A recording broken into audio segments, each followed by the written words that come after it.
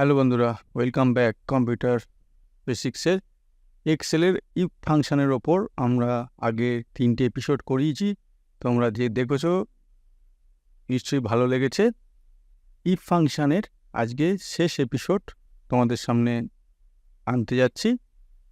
আমরা ইফ ফাংশনের কি করছিলাম না একটুখানি রিভাইজ করে দিই, যারা দেখোনি তারা তাহলে একটু বুঝতে পারবে, পেছনে এপিসোডগুলো দেখে নিলে ক্লিয়ার হয়ে যাবে। আমরা বিভিন্ন ইফ ফাংশনের বিভিন্ন কন্ডিশন নিয়ে কাজ করছিলাম। যেমন এখানে ধরো প্রথম যে এপিসোডটা করিয়েছিলাম সেখানে ইফ ফাংশনের ওপর এই 5টা কন্ডিশন নিয়ে কাজ করেছিলাম এবং তার ওপর কী ফর্মুলা হয় সেটা দেখিয়েছিলাম। এখানে ইফ ফাংশনের ইফ অ্যান্ডের ওপর একটা কাজ করিয়েছিলাম। এখানে ইফ অ্যান্ড ফাংশনের ওপর কাজ করিয়ে 3টে কন্ডিশন, 1, 2, 3টে কন্ডিশন নিয়ে কীভাবে কাজ করা যায় সেটা দেখিয়েছিলাম। এখানে ইফ অরের ওপর 3টে ফাংশন নিয়ে দুটো ফাংশন নিয়ে আমরা দেখিয়েছিলাম। ডিফারেন্ট টেবিলের ওপর করে দেখিয়েছি, দেখাচ্ছি যাতে তোমরা যখন নিজেরা কাজ করবে আলাদা আলাদা ডিফারেন্ট সিচুয়েশানে ডিফারেন্টভাবে তোমরা জিনিসগুলো করতে পারো। আজকে যেটা করাবো ইফস যেটা করাচ্ছি, ইফস মানেই বুঝতে পারছো এটা প্লুরাল। আগে যেটা হতো একাধিক যদি কন্ডিশন থাকতো তাহলে ইফ করে ব্র্যাকেট দিয়ে করতে হতো। মানে কিরকম আমি যদি এখানে দেখাই, মনে করো ইফ দিয়ে ব্র্যাকেট দিলাম, আবার ব্র্যাকেট দিলাম, আবার ইফ, এরকমভাবে আমাদের কন্ডিশনগুলো করতে হতো এক্সেলে। এখন তার বদলে যেটা এসে গেছে সেটা হচ্ছে ইফস দিয়ে আমরা মাল্টিপল কন্ডিশন একই সঙ্গে পুট করতে পারি। কীরকম যদি উদাহরণ হিসেবে দেখি, তাহলে এখানে যেমন দেখো আমি কি করেছি, একটা টেবিল নিয়েছি যেখানে কিছু স্টুডেন্টের নাম দিয়ে লিখেছি এবং তারা একটা মার্কস পেয়েছে কোনো এক সাবজেক্টে বা একাধিক সাবজেক্টে বা টোটালে, যাই হোক সেটা এখানে ইম্পর্টেন্ট নয়। আর তাদের এবার এই যে স্টুডেন্ট পেয়েছে, মার্কস পেয়েছে, এবার আমরা সাধারণত রেজাল্টে মার্কস অনুযায়ী গ্রেড দেখে থাকি। এ গ্রেড পেয়েছে, বি গ্রেড পেয়েছে, সি গ্রেড পেয়েছে। তাহলে দেখো নিচে আমরা কিছু কন্ডিশন এখানে ধরে নিয়েছি। কীরকম না, মার্কসটা যদি greater than or equal to 80% হয়, কোনো স্টুডেন্ট, এখানে 5টা স্টুডেন্ট দেখিয়েছি, এখানে 500 স্টুডেন্ট, 1000 স্টুডেন্ট, 2000 স্টুডেন্ট হবে। সেক্ষেত্রে আমরা যদি এখানে কন্ডিশন ফর্মুলা অ্যাপ্লাই করে রাখি, তাহলে সুবিধাটা হবে কি না, ওই ফর্মুলাটা একবার অ্যাপ্লাই করে দিলে ওটা যত স্টুডেন্ট হোক না কেন ওটা কাজ করবে অটোমেটিক্যালি। কীভাবে, marks greater than or equal to 80% যদি হয় কোনো স্টুডেন্টের, তাহলে তাকে দেবো আমরা A grade. Marks greater than or equal to যদি 60% হয় তাকে দেবো বি গ্রেড। আর marks greater than or equal to 50% হয় তাহলে তাকে দেবো আমরা সি গ্রেড। আর লেস দেন 50% হলে তাকে দেবো আমরা ডি গ্রেড। তাহলে এই যে আমরা এটা করে রেখেছি, এটা আমরা আগে থেকে ফর্মুলা অ্যাপ্লাই করে রেখেছি। এখানে আমরা এবার দেখব যে কীভাবে ফর্মুলা অ্যাপ্লাই করে এই গ্রেডগুলো অটোমেটিক্যালি চলে আসে বা গ্রেডগুলো আমরা এখান থেকে নিতে পারি। তাহলে এটা আমরা আগে ডিলিট করে দেবো। আমরা এখানে 12%, 85%, 48%, 34%, 64%, এগুলো আমরা ডিফারেন্ট রেঞ্জে নিয়েছি, কারণ কি গ্রেডগুলো বোঝানোর জন্য সুবিধা হয় যাতে। তাহলে আমরা যখন এই গ্রেড বার করতে চাই এবং ইফস যেটা বললাম প্লুরাল, মানে একাধিক কন্ডিশন, আমাকে এখানে একইভাবে একটাই ফর্মুলার ওপর একাধিক কন্ডিশন আমি এখানে পুট করতে পারবো। আমাকে অ্যান্ডও দিতে হবে না, অরও দিতে হবে না, শুধু কমা দিয়ে। সেটাই আমরা তোমাদের কীভাবে হয় সেটা দেখাবো। এখানে মনে করো যদি আমি লিখি এবার ইকুয়াল টু ইফস লিখলাম, লিখে ফার্স্ট ব্র্যাকেট, তাহলে কন্ডিশনটা কি, আমি প্রথম সেলটা রেফারেন্স হিসেবে নেবো, দিয়ে বাকিটা যখন হয়ে যাবে ফর্মুলাটা, বাকিটা ড্র্যাগ অ্যান্ড ড্রপ করে দেবো, তাহলে সেম ফর্মুলা প্রত্যেকটার ক্ষেত্রে কাজে লেগে যাবে। তাহলে প্রথম কন্ডিশনটা কি, এখানে প্রথম কন্ডিশনটা দিয়েছি marks greater than or equal to 80%। তার মানে আমাকে এই সেলটা greater than or equal to যদি 80% হয়, এইরকম যদি greater than or equal to 80% হয়, দাঁড়াও এখানে একটুখানি এটা বড় করে নিই, তাহলে তোমাদের এটা বুঝতে সুবিধা হবে। হ্যাঁ, এই সেলটা ইফস ফার্স্ট ব্র্যাকেট এই সেলটা গ্রেটার দ্যান ইকুয়াল টু, এখানে প্রথমটা কত আছে 80%, তাহলে আমরা লিখবো এখানে 80% যদি হয় তাহলে কি শো করবে, কমা ইনভাইটেডের কমার মধ্যে দেবো এ, তাহলে শো করবে এ। তাহলে এটা হচ্ছে প্রথম ফর্মুলা, একটা ফর্মুলা একটা কন্ডিশন এক ফর্মুলাটা অ্যাপ্লাই হলো। এবার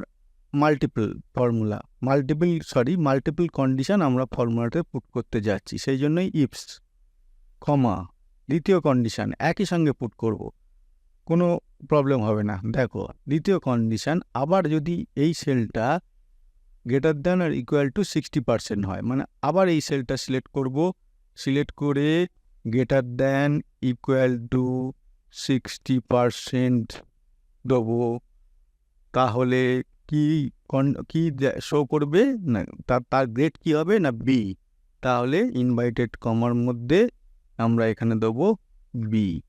হয়ে গেল দুটো কন্ডিশন। এবারে আসবো আমরা 3 নম্বর কন্ডিশন, আবার এই সেলটা সিলেক্ট করব, গ্রেটার দ্যান ইকুয়াল টু 50% যদি হয় তাহলে কি শো করবে না সি। হয়ে গেল তিনটে কন্ডিশন হয়ে গেল।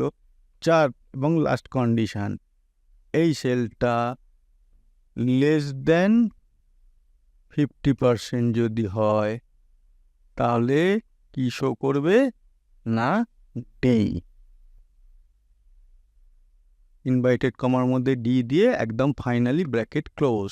তাহলে দেখো ফর্মুলাটা একাধিক কন্ডিশন একই ফর্মুলায় অ্যাপ্লাই করলাম, কি কার সাহায্যে না ইফসের সাহায্যে। এবার যদি আমরা এটাকে এন্ট্রি করি, এন্টার মারি, দেখো গ্রিড ডি। এবার এটাকে জাস্ট আমরা ড্র্যাগ অ্যান্ড ড্রপ এখানে নিচে করে দেবো। তার মানে বুঝতে পারছো এই ফর্মুলাটা যদি আমরা অ্যাপ্লাই করে রাখি অটোমেটিক্যালি আমাদের এখানে গ্রেড ক্যালকুলেট হয়ে আমাদের ফর্মুলার সাহায্যে দেখিয়ে দেবে। দেখো এখানে 12%, তাহলে লেস দ্যান 50% এটা, সেই জন্য গ্রেড ডি। 85% হতো গ্রেটার দ্যান 80%, সেই জন্য এখানে গ্রেড এ দেখিয়েছে। 48% গ্রেটার দ্যান 50%, এই লেস দ্যান 50%, সেই জন্য ডি দেখালো আবার।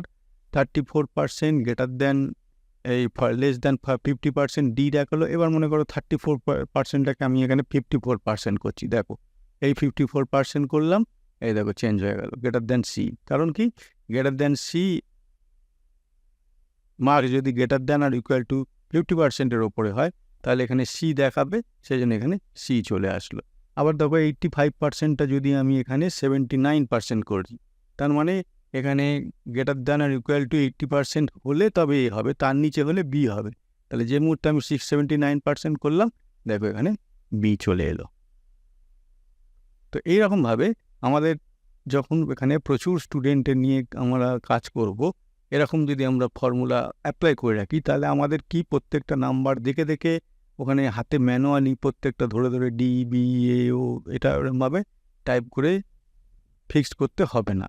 ফর্মুলাটা অ্যাপ্লাই করে ড্র্যাগ অ্যান্ড ড্রপ করে সমস্ত সেলগুলোকে যদি আমরা অ্যাপ্লাই করে রাখি তাহলে অটোমেটিক্যালি যাই মার্কস বসাক না কেন, মার্কস চেঞ্জ হোক না কেন, অটোমেটিক্যালি গ্রেডটাও সেই হিসেবে দেখাবে আমাদের। তার মানে ফর্মুলার সাহায্যে কত বড় একটা টেবিল, যখন ধরো একটা কোনো মানে কোনো স্কুলের কোনো ক্লাসে মনে করো 200-250 স্টুডেন্ট থাকে, তাদের মার্কসগুলো পুট করার পর গ্রেড বার করার ক্ষেত্রে 1 মিনিটও সময় লাগবে না, আমরা পেয়ে যাব।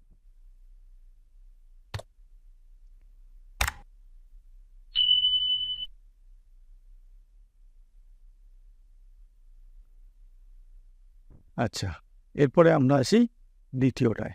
এবার আমরা দ্বিতীয়টায় আসি। দ্বিতীয়টায় কী করেছি দেখো, সেলার নেম, মানে ধরো কোনো একটা কোম্পানিতে 5 জন সেলস পার্সনস আছে, তাদের নাম এই, তারা মান্থলি সেলস করেছে মনে করো এইটা, এবং তার বেসিসে একটা তারা কমিশন পায়। তাদের আগে থেকে বলাই আছে মান্থলি এত সেল করলে বা কোয়ার্টারলি এত সেল করলে বা ইয়ারলি এত সেল করলে তোমরা এই কমিশন পাবে, সেই হিসেবে তারা কমিশন পায়। সেই কমিশনটা এখানে কত হবে সেইটা আমরা এই ইফ ফাংশনের ওপর ক্যালকুলেট করে বার করব। তার আগে আমাদের কন্ডিশন দিতে হবে। কন্ডিশনটা কি না, সেলস যদি হয় greater than or equal to 1 লাখের ওপর সেলস হয়, তাহলে সে 10% কমিশন পাবে। আচ্ছা, এখানে ভ্যালু দেখে আমরা সেই একই জিনিস এখানে বসাবো না অটোমেটিক্যালি ফর্মুলায় চলে আসবে? এখানে কিন্তু অ্যামাউন্টটাও কথা বলছি না, কত পার্সেন্ট সে কমিশনের জন্য এলিজেবল সেইটা এখানে আমরা দেখিয়ে দেবো। সেই 10% কমিশন মানে সে 2,000 টাকা পাবে না 4,000 টাকা পাবে না 10,000 টাকা পাবে সেটা নয়, কত পার্সেন্টের ক্যাটেগরিতে সে পড়লো, তার মান্থলি হোক বা কোয়ার্টারলি হোক সেলসের ভলিউম অ্যামাউন্টের ওপর ডিপেন্ড করে কোন ক্যাটেগরিতে সে পড়লো সেইটা আমরা এখানে বার করব। তাহলে বি সেলস করেছে 14,000, সি 31,000, ডি 1,01,000, ই 5,000। কন্ডিশনটা হচ্ছে sales greater than or equal to 1 lakh, তাহলে 10%-এর জন্য সে eligible. Sales greater than or equal to 50,000, তাহলে 5%-এর জন্য সে এলিজেবল। আর যদি 50,000-এর নিচে করে যে কোনো ভ্যালু 50,000-এর নিচে, তাহলে সে 2%-এর জন্য এলিজেবল। তাহলে এবার আমরা কন্ডিশনটা কীভাবে দেবো? সেম জিনিস, এখানে ইফস অ্যাপ্লাই করব, অ্যাপ্লাই করে ফার্স্ট ব্র্যাকেট দিয়ে তাহলে এই সেলটা, প্রথম সেলটার রেফারেন্স নেবো আগে। এই সেলটা কি বলছে না greater than equal to 1 lakh, প্রথম কন্ডিশনটা 1 লাখ, ঠিক আছে? যদি হয় তাহলে কত দেখাবে না 10%, সে 10%-এ এলিজেবল। আবার এ যদি greater than or equal to 50,000 sell করে, 50,000 সেল করে সে সে কত জন্য এলিজেবল না 5%-এর জন্য এলিজেবল। আর লাস্ট কন্ডিশন, যদি 50,000-এর নিচে সেল করে, কে করবে না এই G3 এ যদি এই ভ্যালুটা যদি লেস দেন হবে, এটা লেস দেন 50,000-এর নিচে হয়, 50,000-এর নিচে হয়, তাহলে সে কতর জন্য এলিজেবল না 2% পাবে, 2%-এর ক্যাটেগরিতে পাবে। হয়ে গেল ফর্মুলা, 3টে কন্ডিশন এখানে একই লাইনে অ্যাপ্লাই করে দিলাম, একই ফর্মুলার ওপর, ব্র্যাকেট ক্লোজ, এন্টার। দেখো এখানে এবার এটা আমরা ড্র্যাগ অ্যান্ড ড্রপ করে দেবো।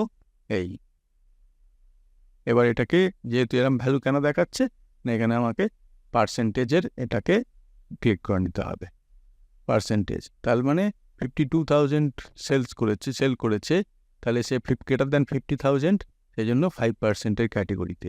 14,000 মানে এটা লেস দ্যান 50,000, 3 নম্বর কন্ডিশনটা, সেই জন্য 2%। 31,000 লেস দ্যান 50,000, 2%। 1,01,000 মানে 1 লাখের ওপর কন্ডিশন মানে সেলস করেছে, সে 10%, আর 5,000-টা 2%। তাহলে কত সহজে আমরা কমিশনও কত পাবে একজন সেলসম্যান সেলস করে, তার মান্থলি যে টার্গেট অ্যাচিভ করবে বা কোয়ার্টারলি টার্গেট অ্যাচিভ করবে, সেটাও আমরা ইফস ফর্মুলার ওপর এখান থেকে বার করে নিতে পারছি কত সহজে। সুতরাং বুঝতেই পারছো, এই ইফসের এত কিছু ফর্মুলা যদি তোমরা ঠিকঠাক এখানে শিখে রাখো, তাহলে প্র্যাকটিক্যালি তোমরা যখন কোনো অফিসে বা নিজেরা যখন প্র্যাকটিক্যালি কোনো কাজ করবে, কত সহজে তোমরা জিনিসগুলো করতে পারবে। জিনিসগুলো তোমাদেরও সুবিধে, তাড়াতাড়ি কাজ হবে, আর যাদের হয়ে করছো তাদেরও সুবিধে। তো এই রকম ইন্টারেস্টিং ভিডিও এক্সেলের ওপর, আরও নানান রকম পাওয়ার পয়েন্ট, ওয়ার্ড, সব কিছুর ওপর কম্পিউটার বেসিক্সের মধ্যে যা পড়ে, সে অ্যান্টিভাইরাসও হতে পারে, কম্পিউটার হ্যাকিংও হতে পারে, সমস্ত কিছু আমরা তোমাদের সামনে প্রতি এপিসোডে কিছু না কিছু নিয়ে আসছি, তোমাদের আরও বেশি ইনফরমেশান দেওয়ার জন্য, আরও বেশি জিনিস শেখানোর জন্য। তোমরা দেখছো, শিখছো, জানছো। তো আশা করব ভিডিওগুলো দেখতে ভিডিওগুলো একটু লাইক করে দেবে, আর তোমাদের বন্ধুবান্ধব চেনাশোনার মধ্যে এগুলো একটু শেয়ার করে দেবে, যাতে তারাও এগুলো শিখতে পারে, জানতে পারে। আর যারা সাবস্ক্রাইব করোনি তারা একটু সাবস্ক্রাইব করে বেল আইকন নোটিফিকেশানে অল বটমে ক্লিক করে দেবে। তো এইরকমই আরও ইন্টারেস্টিং ভিডিও তোমাদের জন্য অপেক্ষা করছে ভবিষ্যতে। আমরা পরপর এপিসোডে ঘুরিয়ে ফিরিয়ে এই ধরনের কম্পিউটার বেসিক্সের ওপর নানান ধরনের ভিডিও তোমাদের সামনে নিয়ে আসতে চাচ্ছি। আমাদের এখনও অনেক কিছু তোমাদের কাছে দেখানোর বাকি, জানানোর বাকি। আশা করি তোমরা আমাদের ভিডিওগুলো দেখতে থাকবে, আমাদের যেরকমভাবে সাপোর্ট করছো সেরকম সাপোর্ট করতে থাকবে। আজকে এই পর্যন্ত বন্ধুরা, থ্যাংক ইউ।